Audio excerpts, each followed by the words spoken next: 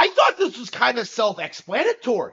I didn't think I had to make a video explaining Nintendo's legal strategy and their timing and how screwed Palworld is. But right now, every single time we get any kind of new Palworld update, we have dozens of YouTube channels, changing the narrative, adjusting their perspective, doing everything they possibly can to make it look like Palworld is winning this lawsuit, right? These are the same kind of people that tried to defend Nick Recanna's behavior during Weeb Wars, right? These are the same kind of people who have erroneously defended all sorts of disgusting individuals and gone to great lengths to attack Nintendo over and over and over again. And now we have another blatant example of this, downplaying the lawsuit, or more specifically, the timing of the lawsuit, because we've talked at length about how, the whole patent versus copyright thing is just a cope, and how the idea that Palworld has the money to defend themselves against Nintendo is laughable, right? Well, we've talked about how Palworld is done. Okay. But right now, we're still seeing a number of YouTubers try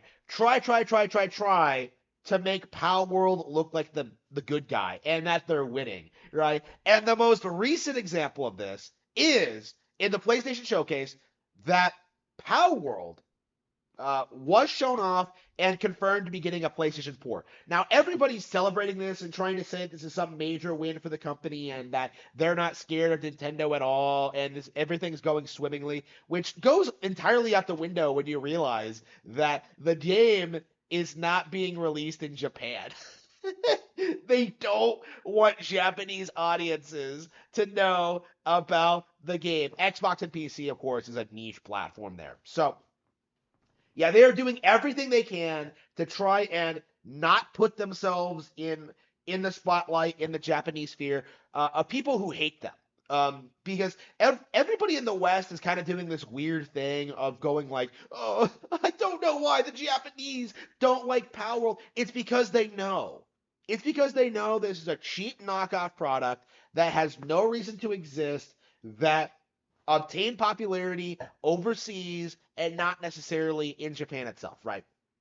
So again, they have no respect for Palworld. They have no reason to respect Palworld. They don't have the religious contempt for the Pokemon Company and Nintendo like the West has, right? So they have a much more nuanced, realistic view of the situation, right? Is that Pocket Pair are just scum who need to be dealt with.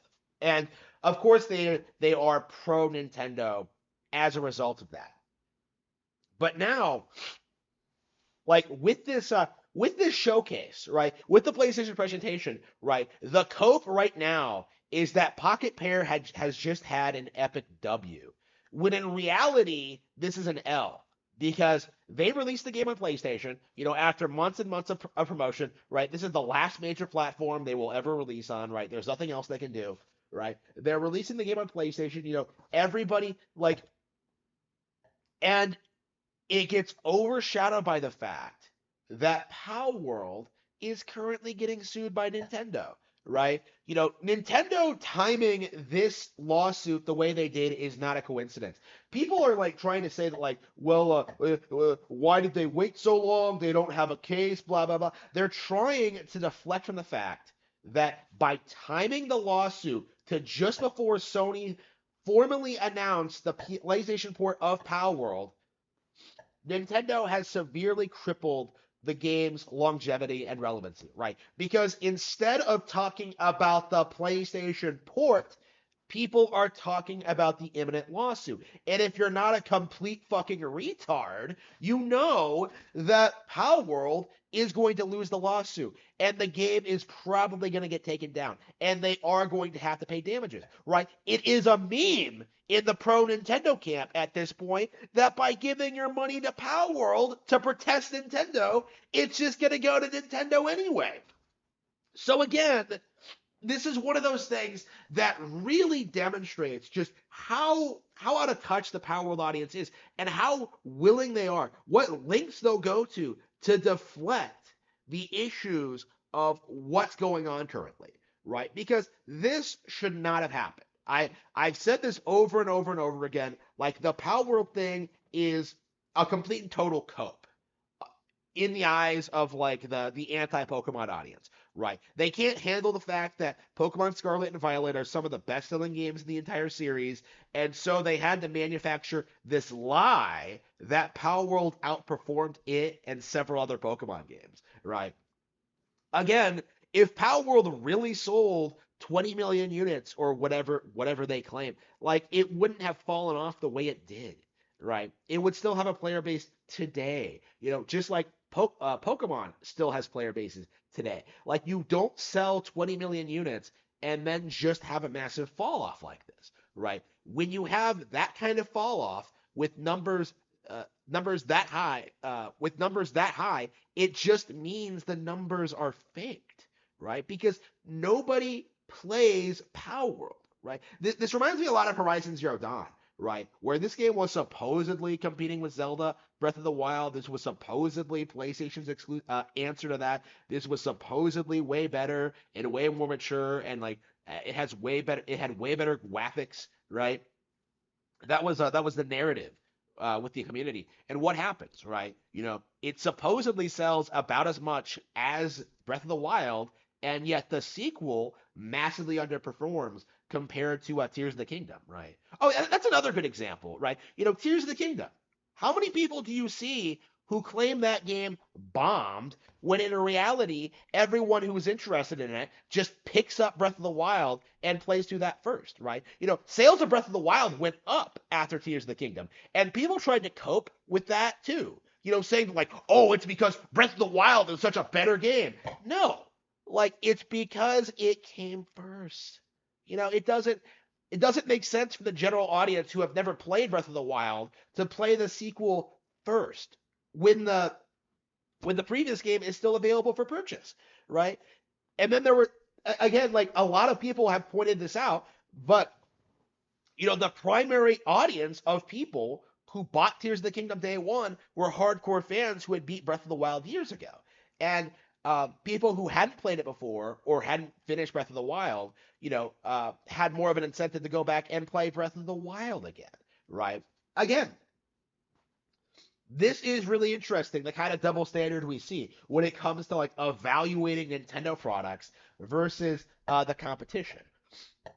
This is a remarkable situation in a lot of ways because we are going to see one of the big icons of like Pretendoism of the decade get taken out, like shot in the back of the head, like Old Yeller, right? It's going to be, this is what should have happened to Undertale, right? Well, I mean, going after Undertale would have made Undertale more relevant than it ever was. But like, this is what should have happened to Undertale is that Nintendo comes out, takes down the game for being derivative, and they win, right? And this demonstrates why a lot of these indie games that knock off Nintendo properties, whether it's like Undertale or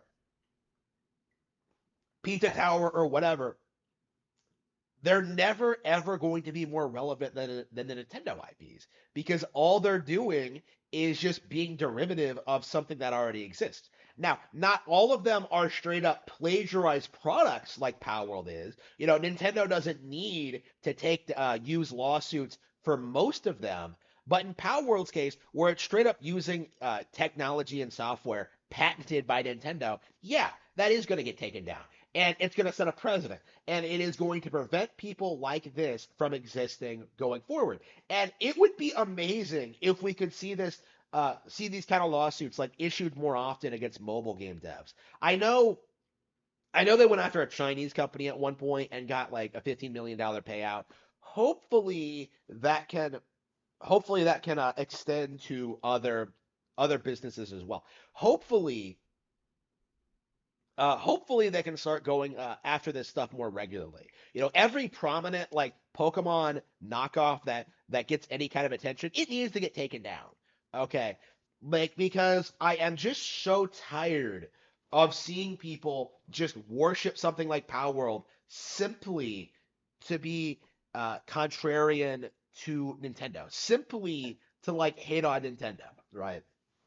Again, it's embarrassing seeing these people like Yokai Watch, right? I'm seeing a lot of people like complain about the art in that one, like, oh, it's AI generated. Like, these are the same people who were defending Power. Like, oh, so what if it's AI generated? Like, so what if it's using Pokemon? Like, again, complete double standard. Like a really good example of just how hypocritical and insane these people are. And we are going to see more of this going forward. We should see more of this going forward, right? Nintendo is not overstepping their bounds by protecting their intellectual property from copycats, right? This needs to be acknowledged, but Power World deserves to be taken down.